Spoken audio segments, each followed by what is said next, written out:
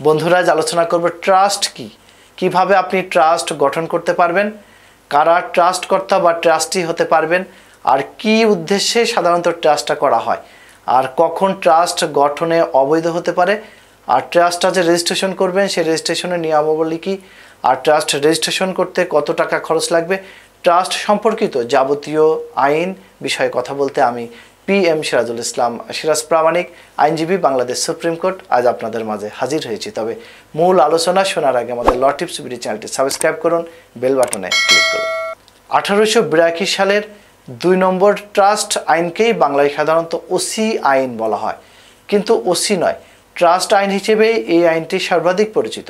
Trust হলো নিজের কিংবা অন্যের উপকারের স্বার্থে কোনো সম্পত্তির দায়িত্ব অন্যের উপরে ন্যস্ত করা। সাধারণত ট্রাস্ট হলো এক ব্যক্তি তার অধিকার এবং কর্তব্য অপর কোনো ব্যক্তির কাছে দায়বদ্ধ রাখাকে বোঝায়।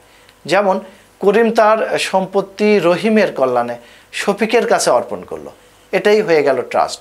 যে ট্রাস্ট করে তাকে বলা হয় ট্রাস্ট কর্তা, যে ট্রাস্ট গ্রহণ করে বা যার বরাবর বা যার অনুকূলে ট্রাস্টটা দেওয়া হয় তাকে বলা হয় ট্রাস্টি, আর যার উপকারার্থে ট্রাস্ট করা হয় তাদেরকে বলা হয় লাভভোগী অথবা সুবিধাভোগী বা বেনিফিশিয়ারি। যে সম্পত্তি নিয়ে ট্রাস্ট করা হয় সেটা হচ্ছে ট্রাস্ট সম্পত্তি। এখন জানার বিষয় হচ্ছে যে আপনি কিভাবে একটি ট্রাস্ট গঠন করতে পারবেন। ট্রাস্ট আইন অনুযায়ী একটি ট্রাস্ট গঠনের জন্য 3টি পক্ষের প্রয়োজন হয়। 1 ট্রাস্টকর্তা, 2 ট্রাস্টি এবং যাদের উদ্দেশ্যে আপনি ট্রাস্ট করছেন সেই লাভভোগকারী বা স্বত্বভোগী বা বেনিফিশিয়ারি। কাজেই ট্রাস্ট সৃষ্টি করার জন্য আপনার যে কোনো ধরনের সম্পত্তি আরেকজনের জিম্মায় আপনাকে ন্যস্ত করতে হবে।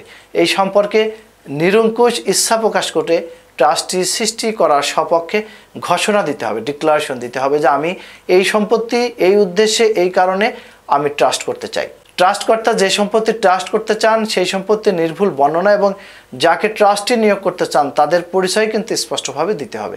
তাছাড়া যাদের উদ্দেশ্যে বা উপস্বত্বভোগী বা বেনিফিশিয়ারিদের পরিচয় প্রদানের মাধ্যমে ট্রাস্টটা ভালোভাবে গঠন করতে হবে।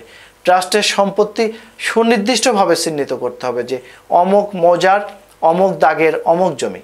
সম্পত্তিতে লাভভোগীর স্বার্থ নির্দিষ্ট করে দিতে হবে, কারণ আমাদের রেজিস্ট্রেশন আইন 1917 ধারা অনুযায়ী দলিল রেজিস্ট্রেশনও বাধ্যতামূলক করা হয়েছে।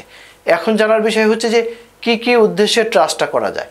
এই আইনের যে মূল লক্ষ্য হচ্ছে যে জনহিতকর কাজ, দাতব্য বা ধর্মীয় উদ্দেশ্যে সম্পত্তিটা সাধারণত ট্রাস্ট করা হয়। মূলত এই বিষয়সমূহ পরিচালনার জন্যই ট্রাস্টটা সাধারণত হয়ে থাকে। তবে ট্রাস্ট অ্যাক্ট অনুযায়ী যদি কোনো আইনত নিষিদ্ধ বা কোনো আইন বিরোধী কোনো কাজ সম্পাদন, সততা এবং প্রতারণামূলকভাবে কাজ করার উদ্দেশ্যে অপরের শারীরিক এবং বৈষয়িক ক্ষতিসাধন বা বিনষ্ট করার উদ্দেশ্যে যদি ট্রাস্ট করা হয় তাহলে উক্ত সম্পাদনকৃত ট্রাস্ট অবৈধ হিসেবে গণ্য হবে। কেউ তার সম্পত্তির নিরাপদ হেফাজতের জন্য কিন্তু ট্রাস্ট করতে চাইলে বা মৃত্যুর পরও যেন তার সম্পত্তি হেফাজতে থাকে সেজন্য কিন্তু তিনি ট্রাস্ট করে যেতে পারেন।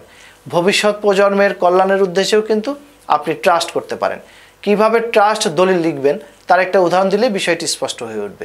ধরুন আপনি একটি সেবামূলক প্রতিষ্ঠান, পাঠাগার বা লাইব্রেরি স্থাপন কল্পে ট্রাস্টনামা দলিল তৈরি করবেন। সেক্ষেত্রে যে বা যারা ট্রাস্ট দাতা হবেন তাদের নাম, পরিচয়, পেশা এবং জাতীয়তা লিখুন। অনুরূপভাবে যারা ট্রাস্টি হবেন তাদেরটা তার নিচে লিখুন। এরপর লিখুন যে নিম্ন তফসিল বর্ণিত সম্পত্তি মানব সেবা এবং জ্ঞান বিজ্ঞান সাহিত্য চর্চা কল্পে জ্ঞান অন্বেষণ পাঠাগারের অধীনে ট্রাস্ট করতে সুস্থির করত উপরুক্ত দ্বিতীয় পক্ষগণকে তফসিল বর্ণিত সম্পত্তির ট্রাস্টি নিযুক্ত করলাম। একইভাবে ট্রাস্টের উদ্দেশ্য বাস্তবে রূপান্তরিত করার জন্য ট্রাস্টিগণ তফসিল বর্ণিত সম্পত্তিতে যথাযথভাবে ব্যবহার করবেন এবং তারা ট্রাস্টকৃত সম্পত্তি বিক্রয় বা কোনো প্রকার হস্তান্তর করতে পারবেন না কিংবা ব্যক্তিগত কোনো উপকারে ব্যবহার করতে পারবে না। এরপর সাক্ষীদের নাম এবং শনাক্তকারীদের নাম ঠিকানার মধ্যে দিয়ে সাব রেজিস্ট্রি অফিসে রেজিস্ট্রির মধ্যে দিয়ে ট্রাস্ট গঠনের কার্যক্রম সমাপ্ত করতে হবে। সম্মানিত ভিউয়ার্স, আপনারা কেউ যদি ট্রাস্ট গঠন করতে চান, ট্রাস্ট দলিল তৈরি করে সেটা রেজিস্ট্রেশন করতে চান, ট্রাস্টের কার্যক্রম চালাতে চান তাহলে আমাদের সাথে যোগাযোগ করতে পারেন। ভিডিওর স্ক্রিনে mobile number, email, WhatsApp number দেওয়া আছে। আমরা উপযুক্ত সম্মানী প্রাপ্তির মাধ্যমে আপনাদেরকে আইনি সহায়তা দিয়ে থাকি। আজ এ পর্যন্তই। সবাই ভালো থাকবেন, সুস্থ থাকবেন। আমাদের চ্যানেলটিতে সাবস্ক্রাইব করতে ভুলবেন না।